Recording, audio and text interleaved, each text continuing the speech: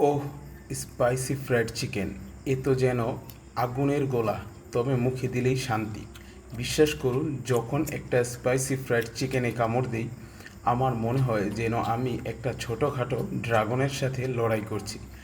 প্রথমে মিষ্টি একটা আক্রমণ, এরপর ঝালের তপ্ত নিঃশ্বাস। কিন্তু সেই যুদ্ধটা আমি হাসি মুখেই লড়ি। তবে একটা সমস্যা আছে, জানেন তো?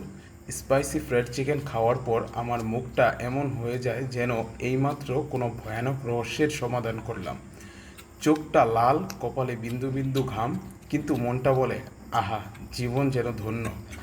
আর ওই যে ঝালের রেশটা, এটা এত সহজে যেতে চায় না। মনে হয় যেন স্পাইসি চিকেন মশাই যাওয়ার আগে জিভের সাথে হ্যান্ডশেক করে যায়। আর সেই হ্যান্ডশেকের স্মৃতি বেশ কিছুক্ষণ থাকে। তবে যত কষ্টই হোক, স্পাইসি ফ্রাইড চিকেনের ওই ঝাঁঝালো ভালোবাসার কাছে আমি হেরে গিয়েও খুশি।